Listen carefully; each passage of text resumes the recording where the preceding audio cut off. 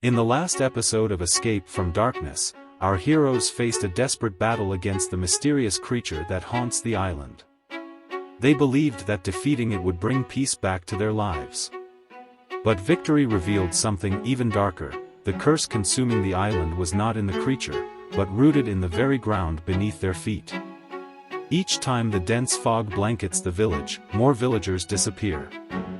When they return, they are no longer the same. They are shadowed figures, hungry for destruction.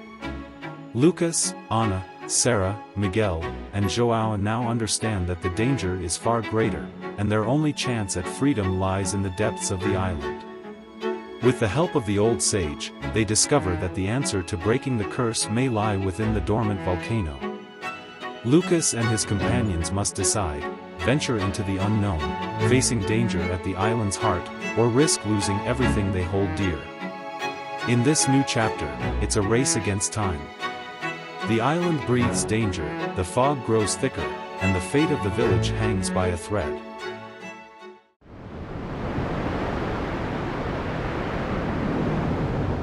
In the stillness of the night, as a cool breeze carried the scent of the forest mingled with the salt of the ocean, Lucas approached the old sage's cabin, resolute. Since Sarah had told him about the pregnancy, his decision had become clear. He could no longer risk her safety or that of their future child. Upon entering, he found the sage sitting by a lit candle, his tired eyes filled with knowledge accumulated over years of secrets. Lucas wasted no time on formal words, his tone was firm yet full of apprehension. "I need to get Sarah off this island," he said, his voice heavy. "She carries our child. I must ensure they're safe." The sage, silent, observed Lucas for a long moment. The expression on his face showed that he carried something heavier, a secret that burdened him. After a deep sigh, the old man spoke, each word chosen with care. "Lucas, the curse that haunts this island is not something that can simply be left behind. This island is both the prison and the guardian of the curse, and as long as it exists, no one can truly leave." Lucas felt a chill run through him at these words, but the sage continued. "The island is bound to the volcano that sleeps at its heart. Long ago, an ancient tribe sealed the curse there, creating a protection against something that threatened the world beyond. That symbol Anna found, it's the key to destroying this force." Lucas's heart raced as he grasped the gravity of the situation. So the only way to break the curse would be? The old man nodded slowly. "The destruction of the island itself. Throwing the symbol into the volcano will awaken an eruption that will drag the island and the curse to the ocean floor. That is the only way out, Lucas. And it is a choice that only you can make." Lucas stood in silence for a moment, feeling the weight of that responsibility. He knew the decision would affect every person in the village, but as he thought of Sarah and their future, he saw no other option. With a solemn nod, he bade farewell to the sage and returned to where Sarah, Anna, Miguel, and João were waiting, sharing with them the secret the sage had revealed. Everyone was sitting in a circle, and the air was thick with tension and uncertainty. Sarah, her face resolute, leaned forward. "If this is the only way out, then we must act. João and I can design sturdy boats. We can't take everyone, but we'll give the choice to those who wish to attempt the escape." João nodded, already mentally mapping out the details of the boats, while Anna and Miguel exchanged glances, knowing what they had to do. Lucas took the lead. "Then, while Sarah and João work on the boats, Anna, Miguel, and I will attempt to reach the volcano. Only then can we free this island and give everyone a real chance to escape." In the days that followed, the village turned into a haven of watchfulness and dark omens. The mist, once sporadic, now appeared almost every night, enveloping the village like a shroud and taking with it anyone who dared to leave their homes. The villagers were gripped by pure fear, huddling close to the fires, believing that the light could drive away the shadows that lurked around them. One night, a group of villagers disappeared into the dense mist, and a haunted silence fell over the village. Sarah and Joao worked tirelessly on the boats, their hands calloused and their gaze fixed on every detail of the construction, while Lucas, Ana, and Miguel watched the ever-growing mist, each carrying the weight of the mission that lay before them. Lucas, especially, felt an inescapable tension. The face of each missing villager seemed to haunt him, reminding him of the urgency of his task. Finally, on the day set for the journey to the volcano, Lucas, Ana, and Miguel were ready, carrying only minimal provisions and a fierce determination. They bid farewell to the villagers and to Sarah and Joao, who promised to finish the boats before the trio returned. As they entered the forest, a sense of discomfort followed them, as if the island itself was aware of their intentions and was preparing to resist. The mist emerged, sinister and dense, shortly after they entered the forest. Lucas kept to the front, alert to every sound, while Ana clutched the symbol they needed to throw into the volcano, and Miguel stayed vigilant, holding tightly to an improvised blade. Shuffling footsteps and whispers surrounded them, shadows moved among the trees, and suddenly, familiar faces appeared. It was the missing villagers, but something was wrong. Their eyes were empty, their movements slow, as if they were puppets manipulated by an unseen force. Lucas, Ana, and Miguel found themselves surrounded by the transformed villagers, now zombies under the control of the curse. The fight was inevitable, and Lucas felt a heavy weight as he was forced to confront those who, just days before, had been his companions. The creatures advanced mercilessly, and each blow from Lucas and Miguel was both a defense and a lament, for they knew there was no way to save them. Ana, with the symbol clutched firmly to her chest, dodged the attacks, protected by Miguel, who kept the zombies at bay. Finally managing to break through, the trio continued the climb to the volcano, where the temperatures began to rise, and the ground itself vibrated beneath their feet. The sound of the dormant volcano reverberated, and each step toward the crater brought a sense of dread, as if the island's spirit was trying to stop them. Upon reaching the summit, Lucas took the symbol from Ana's hands and looked at Miguel, who nodded, knowing that this was the decisive moment. Lucas raised the symbol over the crater, hesitated briefly, then released it. The symbol disappeared into the depths of the volcano, and the ground shook violently as a blast of smoke and lava began to emerge. The volcano had awakened. The entire island began to crumble with a deafening roar. Lucas, Ana, and Miguel raced down the slopes, dodging rocks and the zombies that emerged from the shadows, determined to prevent their escape. Their struggle for survival was not only against the chaos around them but against the curse itself, which seemed to be launching its final attack.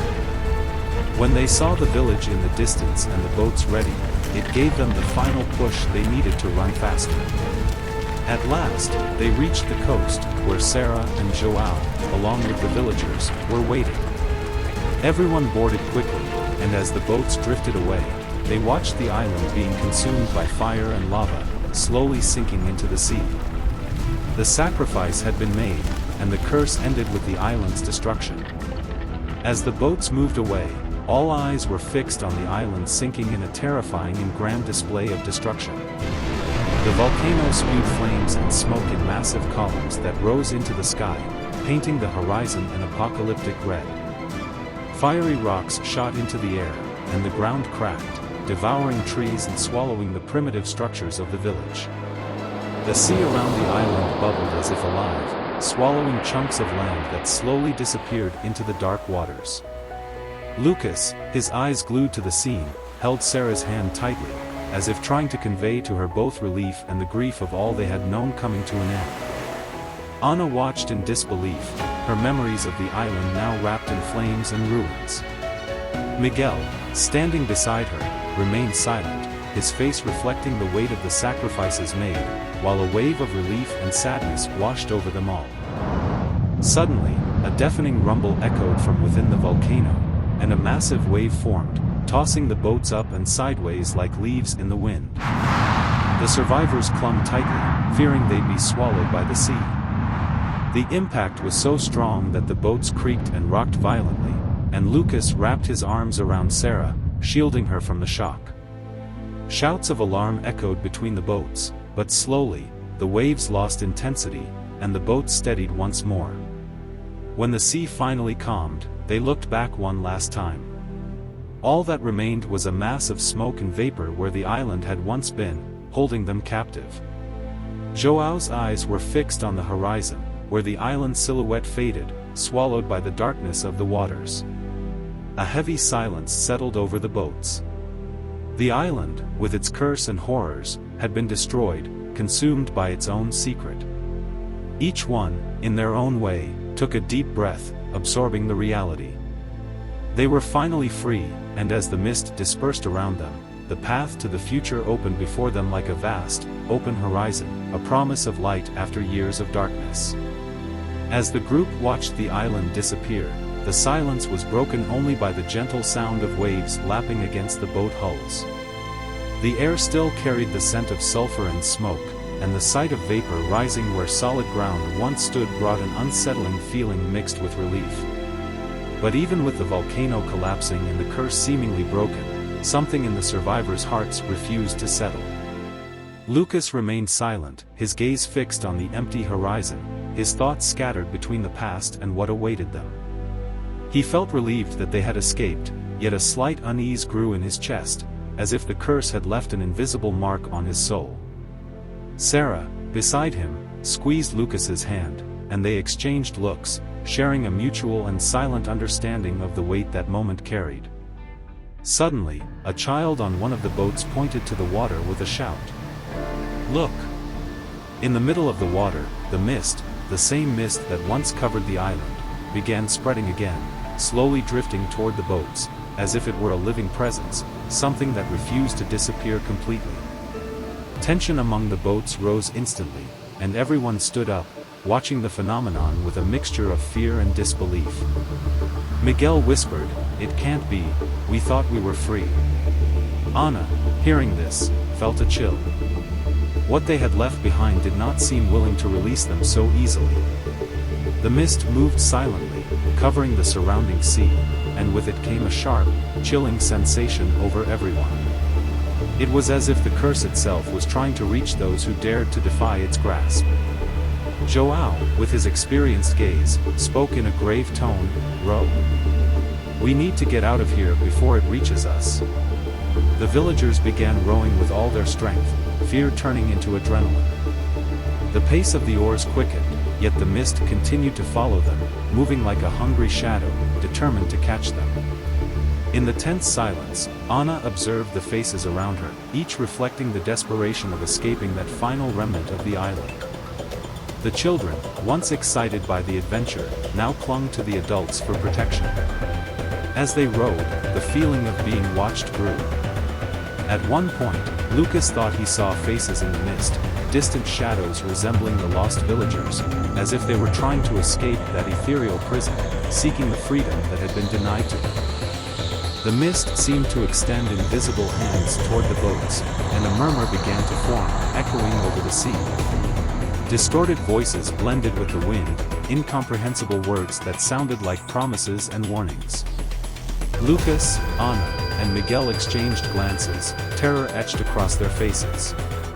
It was as if the curse itself was trying to communicate, perhaps leaving one last warning, or perhaps threatening that its influence would never be fully broken. Finally, after an exhausting effort and with their arms aching from the rowing, the boats began to pull away from the mist. Slowly, it faded behind them, dissolving into the horizon, until it finally disappeared. The group let out a collective sigh, but the relief was thin. Lucas knew that while they had physically escaped, the marks left by the curse would still live within them. Now, the vast and endless sea stretched out before them, promising an unknown future. But everyone felt that they still carried with them the weight of all they had lived through. Silence returned to the boats as the survivors continued rowing toward the horizon, unsure if they had truly left the past behind, or if it would follow them forever, like a persistent whisper in the depths of the ocean. As the boats drifted slowly across the sea, the survivors, still shaken by the island's collapse, remained silent, each lost in their own thoughts. The mist had disappeared, but the tension remained, as if an invisible weight hovered over them. The smoke from the island still tinted the sky, now mixing with the dawn, creating a surreal vision that made the survivors feel as if something were watching them from the horizon. Lucas stood beside Sarah, his protective arm around her, while Miguel and Ana remained vigilant. João watched the sea with a firm gaze, but the lines of worry on his face revealed growing distrust. The silence, once comforting, became oppressive, and even the children in the boat seemed to feel the weight of the moment. It was then that Miguel, in an almost inaudible tone, murmured, "Did you hear that?" The group looked around, and for a moment, everyone remained silent, trying to capture any sound. Then, again, came a faint, distant sound, like a lament rising from the depths of the ocean. The calm waters rippled gently, and the sound seemed to echo from all directions. Ana felt a chill and exchanged an alert glance with Lucas. It was almost as if the past were calling to them, as if the cries of the lost villagers still echoed in some dimension between life and death. When the tension in the boats seemed unbearable, something floating in the water caught João's attention. He pointed to the object, and everyone leaned in to see. It was an ancient relic, something reminiscent of the village's ornaments, an amulet that no one remembered bringing. Miguel, his face pale, recognized it immediately. That amulet, it belonged to the village sage. I saw him wear it many times. But how? The questions lingered in the air as the group observed the amulet floating in the water, a silent omen that something still connected them to the island. With the sun already rising, the sea began to stir. Larger waves formed around the boats, and a sudden storm seemed to brew on the horizon. Lucas, ever watchful, instructed everyone to hold on tight as the waves grew, rocking the boats back and forth. The villagers' cries and prayers mingled with the sound of the approaching storm, and each lightning strike illuminated frightened and confused faces. Amidst the chaos, a child's scream pierced the air, and a small hand pointed toward the ocean. "Look! There!" Everyone turned, and between the waves, faces began to appear in the lingering mist, figures they recognized. They were the lost villagers, the same ones taken by the mist and turned into zombies. Now, the figures appeared among the waves, their pale faces expressionless, silently watching the boats. Their ethereal hands seemed to reach out in a silent plea, as if still seeking freedom. The sight caused a restrained panic. Lucas, gripping Sarah's hand tightly, felt a chill run down his spine. He couldn't tell if those were truly the villagers' spirits or if the curse was still chasing them, trying to pull them back. "Row! Row with all your strength," he shouted, and the villagers began rowing frantically, trying to escape the figures that faded and reformed in the mist. The storm advanced with unexpected violence, and the boats were struck by high waves, sending water splashing inside. The survivors rowed against the strength of the sea, but the waves felt intentional, pushing them back. Miguel looked at Lucas, his face grim. "They don't want us to leave. The island may be destroyed, but the curse still lives." At that moment, Miguel revealed something he had kept secret. Before they set out for the volcano, the village sage had privately told him that the curse was an ancient pact, a cycle of suffering that, even with the island's destruction, might never be completely broken. He told me there would always be a price, something we still don't understand. We thought sinking the island would free everyone, but what if it only marked us as bearers of a new curse? Miguel's words left everyone in silence. The storm began to dissipate slowly, but the weight of what he had said lingered. As the boats moved forward, the sea returned to calm, and the figures in the mist vanished, but an unease settled over the survivors. João broke the silence, looking at the group gravely. "It's dawn, but I feel the real night is yet to come." Finally, on the horizon, they spotted a new island, covered in dense vegetation and distant mountains. It was a new beginning, yet everyone on the boat felt that something awaited them there. Fear and relief mingled as they rowed toward that land, uncertain of what they would find. And so, even free of the island, the whisper of the curse echoed in their minds. The journey to a safe land had begun, but each of them knew, in silence, that the shadows of the past still followed them like a ghost that would never leave. The silence settled heavily over the boats as they drifted closer to the island on the horizon. A new beginning lay ahead, yet each of them felt a strange dread, a feeling that the shadows of the past had not truly been left behind. The landscape of the island looked promising, with its lush forests and towering mountains, a stark contrast to the barren land they had fled. Yet, as they drew nearer, the weight of Miguel's words echoed in their minds. As they finally reached the shores, the group exchanged uneasy glances. Though the island looked peaceful from a distance, an air of unease clung to the place, as if it, too, held secrets that no one could fathom. Lucas could feel it, a cold sensation at the back of his neck, a lingering sense that they were being watched. He turned to the group and said, "This place, it seems different, but let's not take any chances. We only search for what's necessary, and we stay together. No one ventures off alone." Sarah stepped forward, worry etched on her face. "Lucas, after everything we've been through, maybe this isn't where we should stop. Something about this place doesn't feel right." Lucas held her gaze, his face hard with resolve. "I know, Sarah. But our supplies are nearly gone. We need food, water, a place to rest. But we'll be cautious, I promise." Miguel, standing close by, nodded in agreement. "We should set up a temporary camp here, close to the shoreline. If anything goes wrong, we can leave quickly." The group worked together, securing the boats and setting up a small camp on the beach, just out of reach of the waves.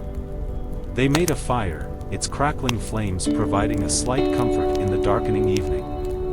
The tension hung in the air as they gathered, their faces illuminated by the flickering light.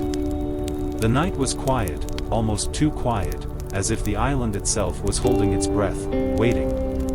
As the hours passed, the children huddled close to their parents, and the adults whispered among themselves, casting wary glances toward the trees. The jungle loomed, silent and dark, an impenetrable mass that seemed to pulse with an unseen life. Even the sound of the ocean seemed muted here, as if muffled by an unseen force. At midnight, an odd fog began to drift from the jungle, rolling in like ghostly fingers that reached out to cover the beach. Lucas was instantly on alert, motioning for everyone to gather close. He felt a pang of familiarity. This fog was different from the one on the cursed island, but its eerie movement felt far too similar. "It's just mist," Anna whispered, though her voice betrayed her fear. But as the fog thickened, shapes began to form within it. Shadows moved, twisting and merging, taking on shapes that seemed human, yet not quite. Lucas and the others watched in horror as faces appeared in the mist, faces that seemed familiar, yet distorted, as if seen through a fractured lens. They were the faces of those they had left behind, the lost villagers they'd watched sink beneath the waves. "Impossible," Miguel murmured, gripping his blade tightly. "They can't be here. They're gone."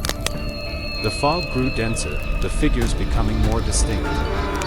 Their eyes, hollow and unseeing, stared at the group with a mixture of longing and accusation. The survivors could feel it, a silent demand, a pull that seemed to urge them back, to stay on this cursed path. Lucas's mind raced, recalling the sage's warning, the price of the curse. Perhaps escaping the island was only part of the curse, and this mist was a reminder that they would never truly be free. He turned to the group, his voice a harsh whisper. "Stay close. Don't look into their eyes, they're not really here. They're only shadows."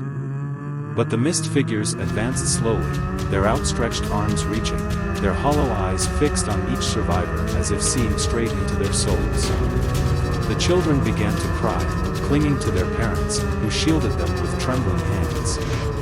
Then, just as quickly as it had come, the mist began to retreat, drawn back toward the jungle. The figures faded, leaving only the faintest traces of the faces they had recognized, lingering like echoes in the shadows.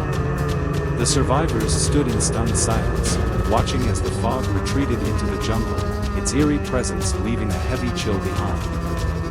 Finally, Joao broke the silence. Perhaps this is our warning. This place isn't where we're meant to be. Lucas, his face grim, nodded. We leave at dawn. No matter what, we can't stay here. The group huddled together through the rest of the night, each haunted by the faces they had seen, the silent demands that had pulled at their hearts. As the first light of dawn broke over the horizon, they moved quickly, packing their few belongings and preparing the boats for departure. The fog lingered at the edge of the jungle, as if watching them, waiting for any sign of weakness. As they pushed off from the shore, Lucas cast one last look at the island, a sinking dread settling in his stomach. They had escaped again, but for how long? The boats drifted away from the shore, and the survivors let out a collective sigh of relief as the island receded behind them. Yet, even as the sun rose higher, casting warm light over the ocean, an uneasy silence settled over the group. They had seen and survived too much to believe that they could escape so easily. Hours passed as they rowed through the open sea. The group was weary, weakened by days of relentless hardship, yet no one dared to voice their thoughts aloud. The memories of the mist figures lingered fresh in their minds, a haunting reminder that even the vastness of the ocean could not wash away the shadows they carried within them. As the afternoon wore on, Lucas noticed the subtle shift in the sea. The water, which had been calm and clear, began to ripple strangely, as if disturbed by something below. He looked around, his grip on the oar tightening. The others sensed it too, a strange, foreboding energy that seemed to pulse beneath the surface. Sarah, her face pale, glanced at Lucas. "Do you feel that? It's as if something's watching us." Before he could respond, a sudden chill swept over the group, like a breath of icy air. The temperature dropped noticeably, and a fine mist began to form, clinging to the surface of the water. The villagers exchanged worried glances, clutching their loved ones, each realizing that the mist was back, creeping in from all directions, forming a ghostly ring around the boats. Miguel whispered, "No, not again." He scanned the horizon, looking for a way out, but there was no escape. The mist closed in, thick and suffocating, muting the sounds of the ocean, until all they could hear was the sound of their own breaths. Within the mist, shadows began to appear, shifting and swirling, just as they had the night before on the island. The same hollow-eyed figures emerged, slowly drifting toward the boats, their faces twisted in pain and longing. Lucas's heart raced. He recognized some of the figures, people he had known, friends who had been lost to the curse. Their mouths moved, whispering words that couldn't be heard but could be felt, as if their sorrows and regrets reached out across the air, pressing into the minds of the survivors. Joao gripped the side of the boat, his voice hoarse. "This can't be real, we left them behind. How could they still be with us?" The mist figures, as if hearing his words, began to move closer, reaching toward the boats with ghostly hands.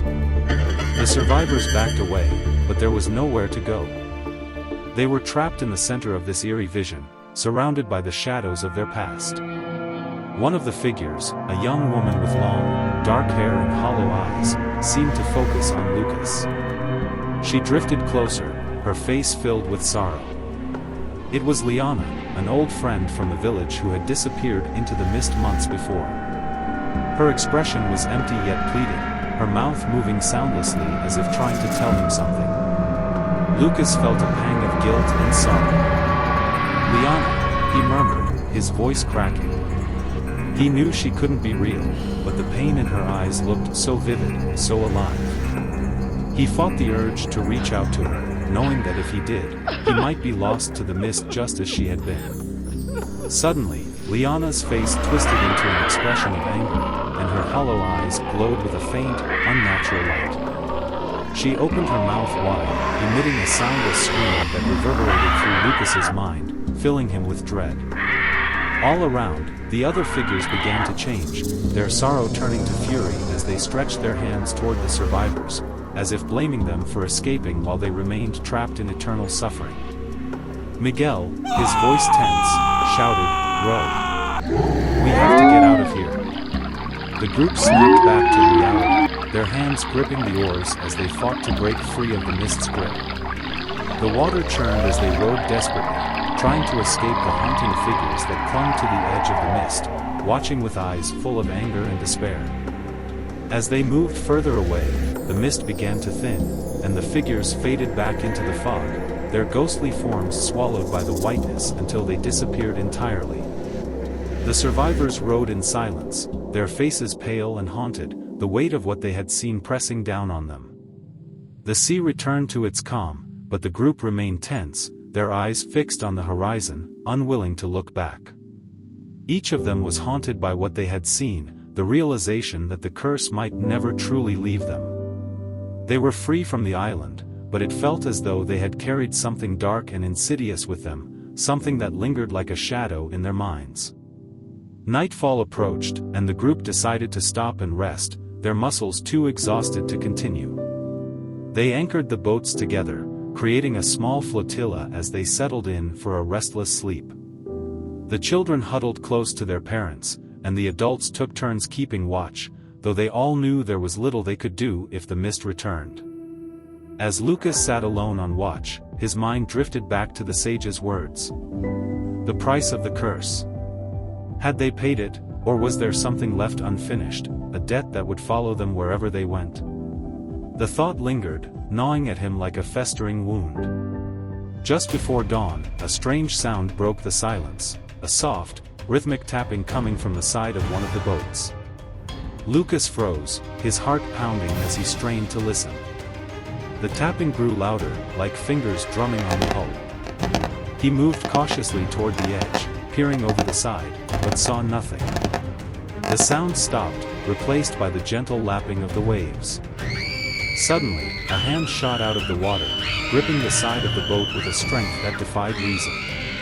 It was a pale, ghostly hand, its fingers impossibly long, water dripping from its skeletal form. Lucas gasped, stumbling backward as more hands emerged, each one grabbing hold of the boat, their grip unyielding. He shouted, waking the others as the boats began to rock, pulled by the spectral hands rising from the depths. Panic spread through the group as they scrambled to untie the boats, desperate to break free from the grip of the dead. Cut the ropes! Miguel yelled, his voice thick with terror. We need to separate, or they'll drag us down. With trembling hands, the survivors grabbed knives and hacked at the ropes connecting the boats. One by one, they broke free, drifting apart as the ghostly hands released their grip, sinking back into the depths. As the first light of dawn broke over the horizon, the mist finally began to dissipate, lifting from the water like a shroud being pulled away. The survivors sat in stunned silence, their boats scattered, floating aimlessly in the vast expanse of the ocean. Lucas looked around at the others, their faces pale and haunted. They had escaped again, but the weight of the past lingered, an invisible chain binding them to the horrors they had left behind. He knew, in his heart, that this was far from over, that the curse, in some way, had found its way into their souls. They drifted in silence as the sun rose, casting a cold light over the empty sea. Each of them carried the knowledge that they were forever changed, marked by the darkness they had endured. And as they gazed into the vast, unforgiving ocean, they realized that true escape might be something they would never achieve. The journey toward a safe land lay ahead, but the shadow of the island followed them, a silent specter lurking just beneath the waves. After endless days at sea, the horizon began to reveal something distinct, a faint yet growing glow. Amidst the ocean's darkness, small lights started appearing in the distance, flickering like beacons of hope. Excitement gripped the group, a glimpse of civilization, something they had almost believed was just a dream. Face after face lit up by the promise of solid ground, they exchanged glances, sharing the same mixture of relief and anxiety. They drew closer to the shore, watching the lights take shape into solid forms, the silhouettes of a contemporary city. Finally, reaching the beach, they felt the cool sand beneath their feet, a sensation that seemed almost unreal after so many trials. There they stood, beneath the open sky, safe from the shadows of the past, at least, for now. Yet, as they took deep breaths of fresh, revitalizing air, a hint of uncertainty lingered. Was this truly the refuge they had sought for so long? Without answers but with renewed hope, the group moved forward, each step marked by the scars of what they had left behind, but also by the dream of what they might discover ahead.